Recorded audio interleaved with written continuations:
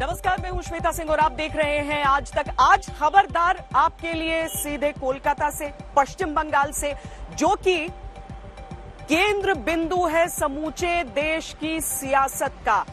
आज बंगाल की खबरें तो होंगी, लेकिन इसके साथ साथ और भी तमाम खबरें होंगी। हम आपको जल्दी से इन तमाम खबरों को खबरदार के लेंस से दिखा देते हैं, क्योंकि बंगाल में खासकर किस तरीके से नारे एक दूसरे पर हावी हो रहे हैं, नारों का खेला जिस तरीके से हो रहा है, उसका विश्लेषण हम आपको सीधे तौर पर दिखाएंगे।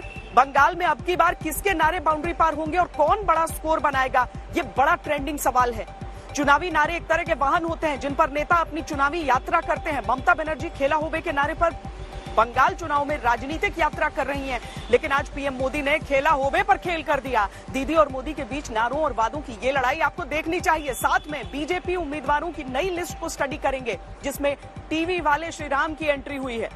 आज से ठीक एक साल पहले का दिन याद कीजिए। कोरोना संक्रमण की चिंता बढ़ रही थी, लॉकडाउन की नौबत आ गई थी। एक बार को ये लगा था कि ये कुछ दिन की मुसीबत है, इसके बाद सब ठीक हो जाएगा। लेकिन आज एक साल बीतने के बाद भी कोरोना गया नहीं है। आजकल लोग बेफिक्र हैं, मानकर बैठे हैं कोरोना तो गया। इस चक्कर में भीड़ भाड़ में भी मास्क नहीं लगाते और ऐसी लापरवाही के बीच कोरोना वायरस की दूसरी पारी शुरू हो गई है।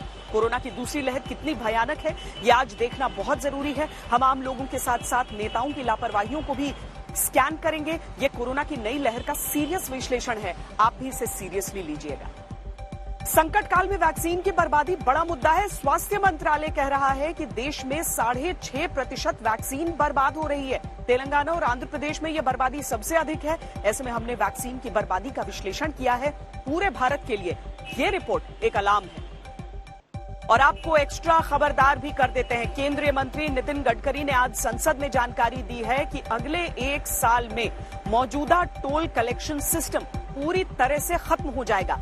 टोल प्लाजा हट जाएंगे, जीपीएस के जरिए टोल टैक्स वसूला जाएगा। हाईवे पर चढ़ने और उतरने का रिकॉर्ड जीपीएस के जरिए दर्ज होगा और पैसे प्रति किलोमीटर के हिसाब से देने होंगे। इसके लिए जीपीएस इमेजिंग तकनीक का प्रयोग किया जाएगा। लेकिन अब सबसे पहले हम बंगाल चुनावों की बात करेंगे। बंगाल चुनावों में जिन नारों का प्रयोग किया जा रहा है उसकी बात करेंगे, क्योंकि अब तक हमने देखा था कि किस तरीके से भारतीय जनता पार्टी ने जब भी जय श्री राम बोला तो ममता बनर्जी कुछ न कुछ ऐसी प्रतिक्रिया दे देती थी जिसका राजनीतिक इस्तेमाल कर लिया जाता था उनकी विरोधी पार्टियों के द्वारा। लेकिन टीएमसी लेकर आई खेला होबे, जिसके जवाब में बीजेपी परिवर्तन का नारा लेकर आई। लेकिन इस सब के बावजूद लग ऐसा ही रहा है कि खेला होबे का नारा ही सबसे ज्यादा कैची रहा, सबसे ज्यादा लोगों की जुबान पर चढ़ा। इसीलिए आज प्रधानमंत्री ने जब एक रैली को संबोधित किया तो वहां पर इस खेला होबे के नारे के साथ कैसा खेल किया है, जरा सबसे पहले वो देखिए। खेला होबे, खेला होबे, खेला होबे।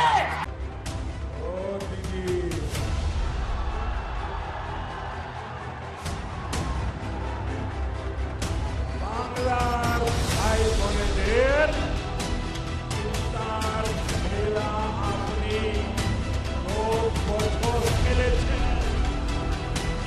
খেলা শেষ হবে, কাজ আরম্ভ হবে।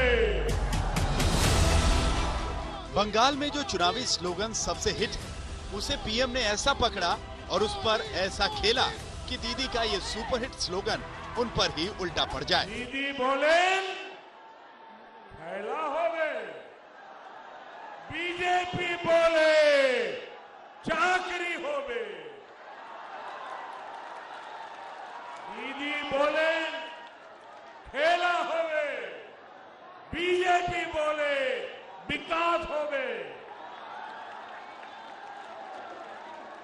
दीदी बोलेन खेला होबे, बीजेपी बोले शिक्षा होवे।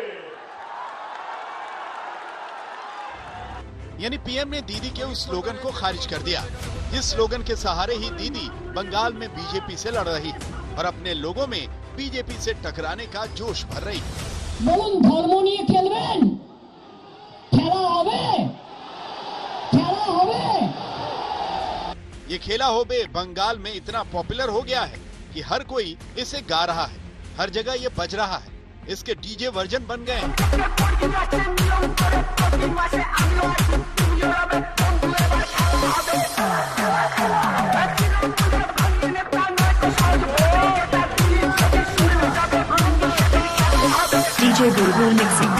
मंच कोई भी हो और पार्टी कोई भी हो, यही स्लोगन चुनावी हथियार बन गया। दीदी बोले खेला होवे, बीजेपी बोले अस्पताल होवे।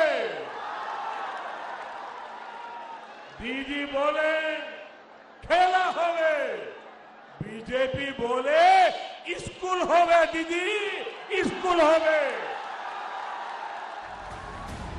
दीदी के खेला होबे को पीएम ने ट्विस्ट दिया है, लेकिन जब खुद पीएम बोल रहे हैं तो खेला होबे कितना हिट है इसे समझा जा सकता है। ये नारा जय श्री राम के उस नारे की टक्कर में टीएमसी लाई थी, जिस नारे से बीजेपी बंगाल में हिट हुई और जिससे दीदी बहुत चिढ़ती थी। जय श्री राम, जय श्री राम, जय जय श्री राम। কে বলেছে এখন নন্দীগ্রাম সবার মুখে জয় শ্রীরাম, জয় শ্রীরাম, জয় জয় শ্রীরাম, জয় শ্রীরাম, জয় জয় শ্রীরাম, জয় শ্রীরাম।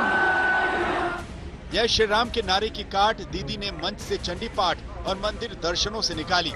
पीएम आज यही याद दिलाने से नहीं चूके कि दीदी ये सब क्यों कर रही।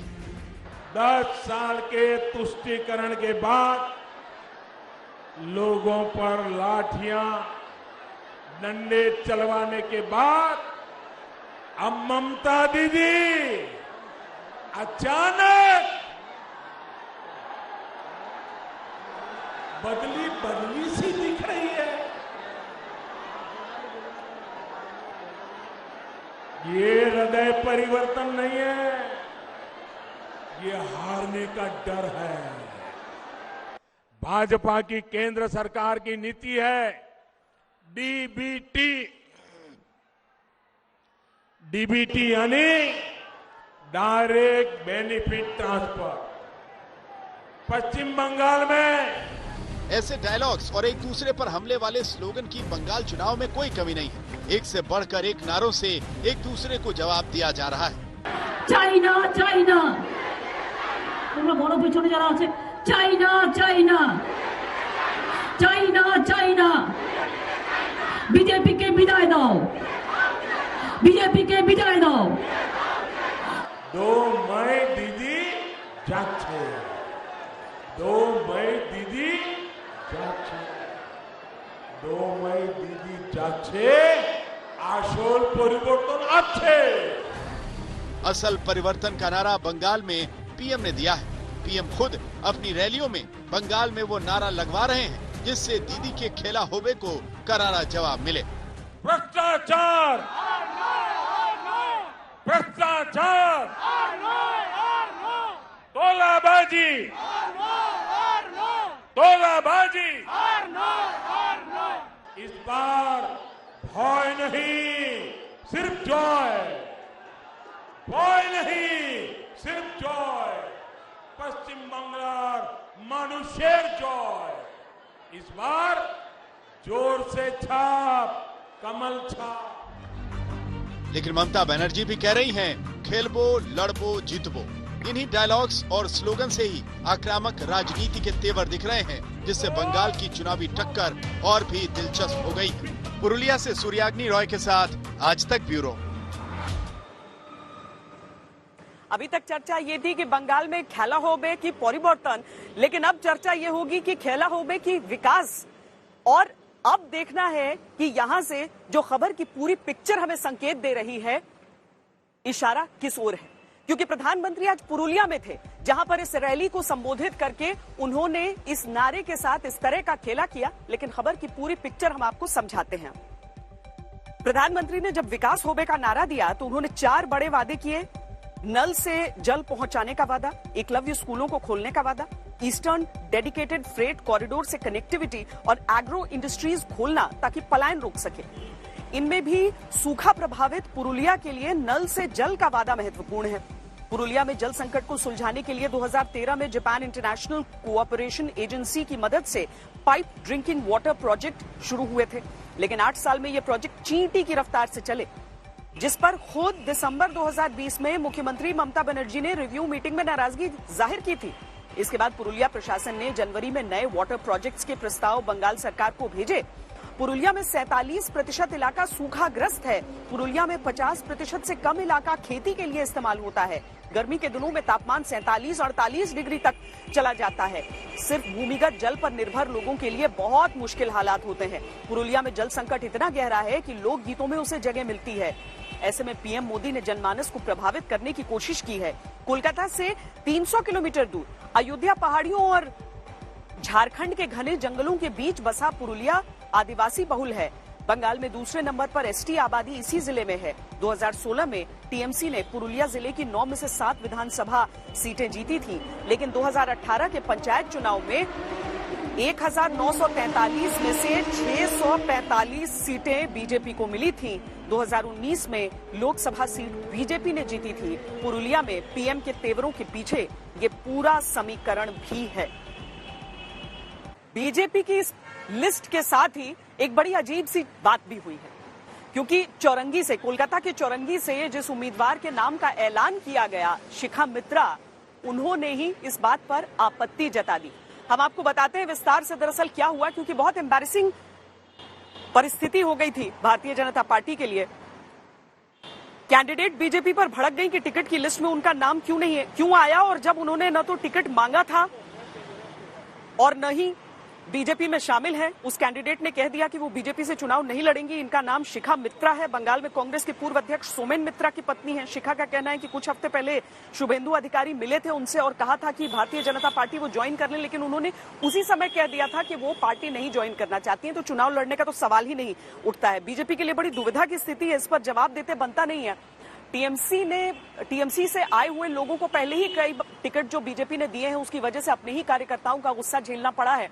तो ऐसे में ऐसी परिस्थिति उस दुविधा को कुछ और ज्यादा बढ़ा देती है। अब हम कोरोना की बात करने जा रहे हैं। याद कीजिए 1 साल पहले का समय, किस तरीके से कोरोना ने अपने पांव पसारने शुरू किए थे, और आज से बस चंद ही दिनों बाद वो दिन भी आ गया था जिस दिन लॉकडाउन लगाया गया था। सबको लगा था कि चंद दिनों की बात है कि ये बीमारी चली जाएगी, लेकिन 1 साल होने को आया है और अभी तक इसके कोई संकेत नहीं मिल रहे हैं। हाँ, वैक्सीनेशन की शुरुआत जरूर हो गई है और ये भी रिकॉर्ड समय में एक वैक्सीन का बनना मानवता की एक बहुत बड़ी उपलब्धि रही है, लेकिन उसके बावजूद, उस वैक्सीन के लगने के बावजूद अभी तक वो दिन नहीं आया है कि कोरोना के केस पर किसी तरीके से अंकुश लग जाए। और ये जो दूसरी लहर है उसमें किस तरह की चुनौतियां हैं वो भी समझना बहुत ज्यादा जरूरी है। हम आपको आंकड़े बताते हैं कि किस तरीके से प्रतिदिन ये मामले हमारे सामने आ रहे हैं, क्योंकि उससे ही गंभीरता हम समझ सकते हैं। आज सुबह 8 बजे तक के आंकड़ों के अनुसार पिछले 24 घंटे में कोरोना के 35,871 नए मामले दर्ज किए गए। 100 दिन से ज्यादा दिनों में एक दिन में सबसे ज्यादा मामले हैं। स्वास्थ्य मंत्रालय के अनुसार लगातार 8वें दिन देश में कोरोना के मामले बढ़ने से एक्टिव मामलों की संख्या 2,52,364 हो गई है। पिछले 24 घंटे में कोरोना से 172 मौतें हुई हैं, जिससे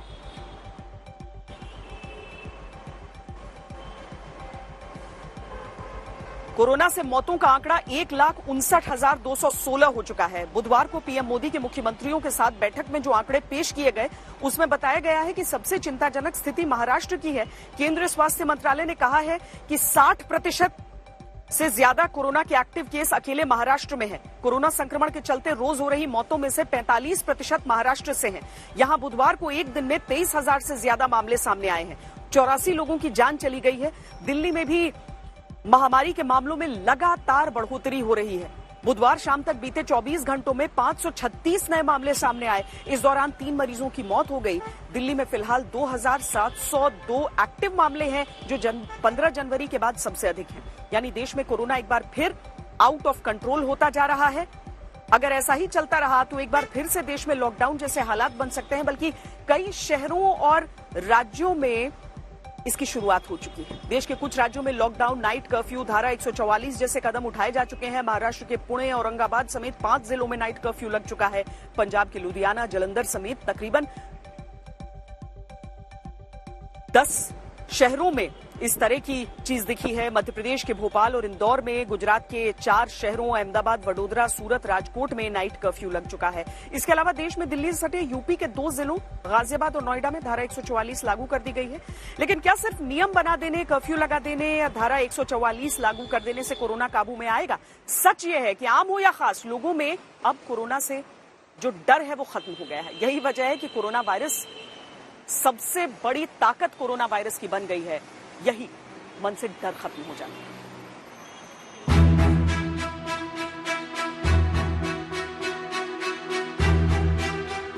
इनसे मिलिए, ये है मध्य प्रदेश के गृह मंत्री नरोत्तम मिश्रा। रात्रि 10 बजे से सुबह 5 बजे तक वो मध्य प्रदेश, यहाँ भोपाल और इंदौर में नाइट कर्फ्यू लग चुका है। सोशल डिस्टेंसिंग के नियम टाइट हैं, लेकिन सिर्फ आम लोगों के लिए, गृह मंत्री के लिए नहीं, क्योंकि नेता तो नियम बनाते हैं, पालन थोड़ी ही करते हैं। सरकार जागरण कर सकती है। कर्फ्यू लगाने के पीछे भी उद्देश्य यही है कि जैसे हम लापरवाह हो गए हैं इस मास्क के प्रति, सोशल डिस्टेंसिंग के प्रति, लापरवाह न है, सैनिटाइज का प्रयोग करें, दूरियां बना के रखें, खांसने छींकने जैसी अगर किसी को शिकायत है तो उससे एक दूरी रखें। कर्फ्यू के पीछे भी उद्देश्य ये है कि जो लापरवाही आ गई अभी वैक्सीन आने के बाद से, वो ना आए। ये कोरोना वापस आ रहा है, इसके लिए अलर्ट किया है, अलर्ट मोड पे लाने की कोशिश है। मतलब अंदर से कुछ और बाहर से कुछ और। अब गुजरात के सूरत की ये तस्वीर भी देख लीजिए। मंच सजा है, लोग जमा है और गुजरात प्रदेश बीजेपी अध्यक्ष CR पाटिल का जन्मदिन मनाया जा रहा है। नेताजी को तराजू पर तोला जा रहा है, आतिशबाजी की जा रही है, ढोल बजाए जा रहे हैं। ये 16 मार्च का सीन है, जिसके अगले ही दिन यानी 17 मार्च को सूरत में नाइट कर्फ्यू लगा दिया गया, क्योंकि सूरत में कोरोना के हालात बिगड़ते जा रहे हैं। जो लोग गुजरात बाहर से सूरत में आते हैं उनको सभी जो एंट्री पॉइंट्स है, या तो टोल नाका है जो 6 या 7 जगह पे हम लोग टेस्टिंग कर रहे हैं, या एयरपोर्ट है, रेलवे स्टेशन है, बस स्टेशन पे वहाँ पे टेस्टिंग कराना है। और जाहिरनामा हम लोगों ने इस तरह से किया है कि जो लोग नेगेटिव भी आते हैं उनको भी 7 दिन तक घर में होम क्वारंटाइन रहना है। और अगर उसके बाद अगर उनको कुछ लक्षण आएंगे तो उनको तुरंत टेस्टिंग करवाना है। जब नेता बड़ी बड़ी बातें और छोटी छोटी हरकतें करते हैं तो जनता पूछती है कि क्या सारे नियम उन्हीं के लिए हैं, नेताजी के लिए नहीं। नेता कोरोना से बचने की जिम्मेदारी जनता के कंधों पर डालकर चुनाव प्रचार में जुट जाते हैं।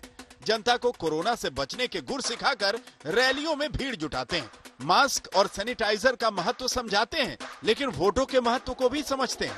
तब उन्हें न जनता के चेहरों पर मास्क की फिक्र सताती है, न सोशल डिस्टेंसिंग के पालन की याद आती है और न कोरोना प्रोटोकॉल का ख्याल रहता है।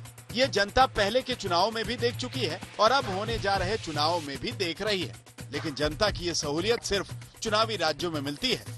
जहाँ चुनाव है वहाँ ढिलाई हो सकती है, लेकिन जहाँ चुनाव नहीं है वहाँ कड़ाई जरूरी है, वरना कोरोना को फैलते देर नहीं लगती। कि इस बार हमारे टियर 2 और टियर 3 शहर जो शुरू में प्रभावित नहीं हुए थे, उनके आसपास के क्षेत्र प्रभावित ज्यादा हो रहे हैं। देखिए, इस लड़ाई में हम सफलतापूर्वक बच पाए हैं, उसका एक कारण था कि हम गांवों को इससे मुक्त रख पाए थे। लेकिन टियर 2, टियर 3 सिटी पहुंचा तो इसको गांव में जाने से देर नहीं लगेगी और गांवों को संभालना हमारी व्यवस्थाएं बहुत कम पड़ जाएगी। तो फैसला आपका है, क्योंकि आपसे बेहतर कोई नहीं जानता कि कोरोना से बचने के लिए क्या जरूरी है और क्या नहीं। बाकी तस्वीरें आपके सामने हैं और आप खुद समझदार हैं। आज तक ब्यूरो। ऐसे समय में राज्यों में चुनाव होना भी एक बहुत बड़ी चुनौती हो जाती है और कोरोना नियमों का उल्लंघन बहुत दिखता है। लेकिन इसके साथ ही एक बहुत सीरियस बात यह है कि वैक्सीन, जिसे बिल्कुल सहेज कर, सोने चांदी हीरे से ज्यादा अनमोल समझकर, क्योंकि वो जिंदगी की डोज है, वो जरूरी होती है, उसका किस तरीके से दुरुपयोग हो रहा है और वेस्टेज हो रहा है वो हम आपको समझाते हैं। केंद्र सरकार की तरफ से अब तक राज्यों को 7 करोड़ से ज्यादा वैक्सीन की सप्लाई हो चुकी है। ये केंद्रीय स्वास्थ्य मंत्रालय के आंकड़े हैं। इनमें से करीब 10 लाख डोज अब तक बर्बाद हो चुकी है। वैक्सीन की बर्बादी में सबसे ज्यादा परेशानी तब आती है जब लोग कोरोना वैक्सीन के लिए नामांकन तो करवाते हैं लेकिन वैक्सीन लगवाने नहीं पहुंचते।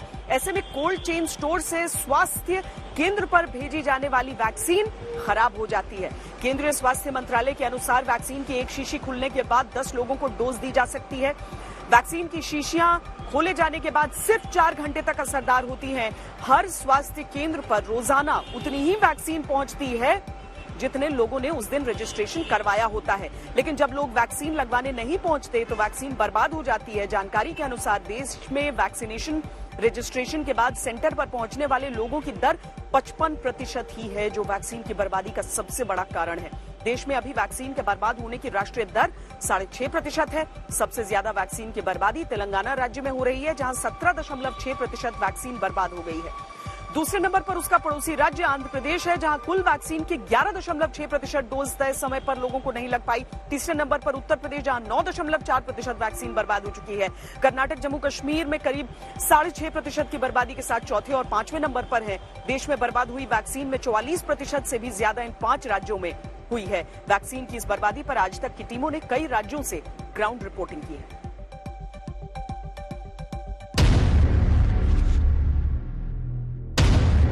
कोरोना केसों में तेजी, वैक्सीन सेंटरों पर लाइनें और अब वैक्सीन की बर्बादी।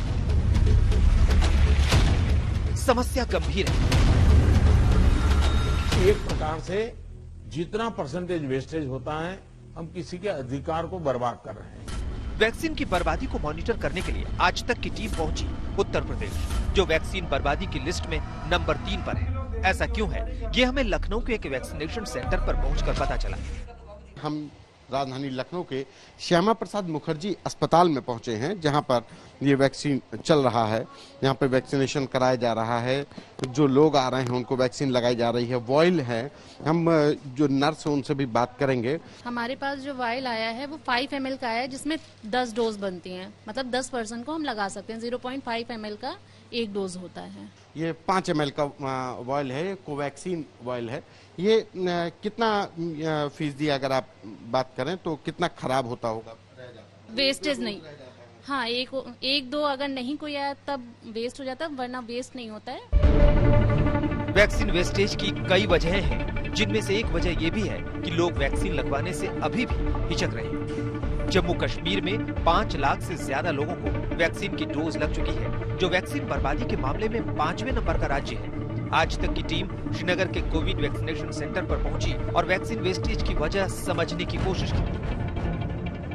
जम्मू कश्मीर में लगातार वैक्सीनेशंस हो रहे हैं। लगभग 5 लाख वैक्सीन अब तक दिए गए हैं और लगातार हर दिन वैक्सीनेशन प्रोग्राम जारी है। लेकिन इस प्रोग्राम के ऊपर वैक्सीन वेस्टेज का खतरा मंडराता नजर आ रहा है। प्रधानमंत्री नरेंद्र मोदी ने खुद इसके ऊपर चिंता जताई है और यहाँ पे भी जम्मू कश्मीर में जो हेल्थ केयर ऑफिशियल्स है वो इस चीज को देख रहे हैं। पीएम मोदी के चिंता जताने के बाद देश भर में वैक्सीनेशन सेंटर पर वैक्सीन की बर्बादी को कम से कम करने के उपाय करने शुरू कर दिए हैं। गुजरात में ऐसे कई सेंटर बनाए गए हैं, जहां एक दिन में 2500 से ज्यादा लोगों को वैक्सीन दी जाएगी।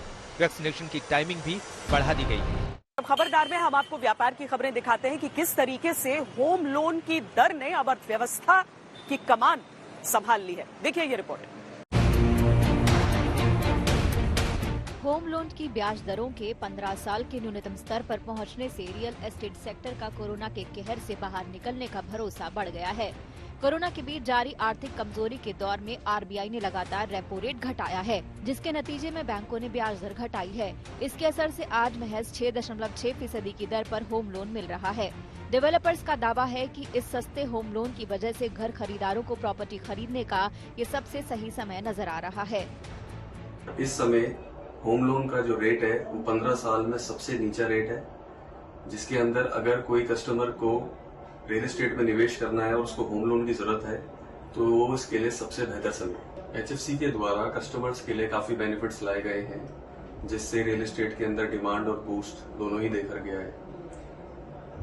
आरबीआई ने पिछले साल रेपो रेट कम करके रियल एस्टेट के अंदर काफी अच्छी डिमांड देखने को मिली है। आप देखेंगे कि जो प्राइस है रियल एस्टेट का वो भी बढ़ा है, जो सेल्स की वॉल्यूम है वो भी बढ़ी है, और जो number of bank loans apply होते हैं स्टेट बैंक के अंदर, प्राइवेट बैंक्स के अंदर स्पेशली, क्योंकि होम लोन कम कर दिया है गवर्नमेंट ऑफ इंडिया ने, उसकी वजह से होम लोन की एप्लीकेशन भी बढ़ी और डिसबर्समेंट भी बढ़ी है। चाहे वो नरेंद्र मोदी जी की आवास योजना क्यों ना हो, या अफोर्डेबल हाउसिंग सेक्टर क्यों ना हो, या कोई और रेंटल हाउसिंग स्कीम क्यों ना हो। अगर मौजूदा ब्याज दरों की तुलना कुछ बरस पहले लिए गए होम लोन से करें तो समझ आता है कि इस वक्त ईएमआई के बोझ में कितनी बड़ी कमी आई है। 15 साल के लिए 30 लाख रुपए के होम लोन पर 9% ब्याज दर पर बतौर ईएमआई 30,500 रुपए देने होंगे। वहीं 6.25% की ब्याज दर पर ईएमआई का बोझ 26,500 होगा, यानी 4,000 रुपए का फायदा आज की तारीख में लोगों को होम लोन लेने पर हो रहा है। जाहिर है कि फायदेमंद सौदा हो सकता है, और अगर 15 साल तक इसी ईएमआई पर होम लोन चलता रहे तो फिर ग्राहकों को कुल 14% की बचत होगी। हालांकि ब्याज दरें ऊपर नीचे होती रहती हैं और ये आंकड़ा केवल मौजूदा दौर में घर खरीदने का फैसला लेने में मददगार है। कंज्यूमर जो अपना डिसीजन लेने के लिए हिचकिचा रहे थे, अपनी ईएमआई कैलकुलेट कर रहे थे, उनको एक कॉन्फिडेंस मिलता है कि उनकी ईएमआई अब कम रहेगी कम इंटरेस्ट रेट के चलते, तो इससे काफी बेनिफिट होगा। लेकिन इसका इम्पैक्ट सप्लाई साइड पे कितना रहेगा, रियल एस्टेट डेवलपर इसका कितना फायदा उठा पाएंगे, ये अभी देखने वाली बात है। और मेरी सलाह यही रहेगी कंज्यूमर्स को कि जब भी आप होम लोन लेते हैं, जब भी आप प्रॉपर्टी खरीदते हैं, तो आपका होम लोन 15 से 20 साल की समय सीमा का होता है। तो इसमें जो अभी इंटरेस्ट रेट है, इसको तो मद्देनजर रखना ही चाहिए, लेकिन interest rate over the longer period भी मद्देनजर रखना चाहिए। लेकिन केवल मौजूदा ब्याज दर के आधार पर होम लोन लेकर घर खरीदने का फैसला करना समझदारी नहीं होगा। जैसे ही बेस रेट बढ़ना शुरू हो जाएगा तो ये ब्याज दर भी बदल सकती है। ऐसे में घर खरीदने का फैसला करने से पहले तमाम पहलुओं को ध्यान में रखकर फैसला करना जरूरी है। अपनी नौकरी, आमदनी और जरूरतों को जहन में रखकर घर खरीदना फायदेमंद रहेगा। अगर अभी कम ईएमआई के लालच में ज्यादा बजट का घर खरीद लिया तो हो सकता है कि आने वाले दिनों में ये जेब का बजट बिगाड़ दे। यानी अगर सब कुछ सही है तो ही कम ईएमआई के इस मौके का फायदा उठाना चाहिए। आदित्य केराना के साथ आज तक ब्यूरो। कोरोना के समय में दरअसल हर क्षेत्र को मदद की आवश्यकता होती है। ऐसे में कृषि क्षेत्र के लिए सरकार ने खासकर जो दूध से जुड़े हुए किसान हैं उनकी मदद के लिए नए नए विकल्प खोजने शुरू किए हैं, जैसे मिल्क एटीएम।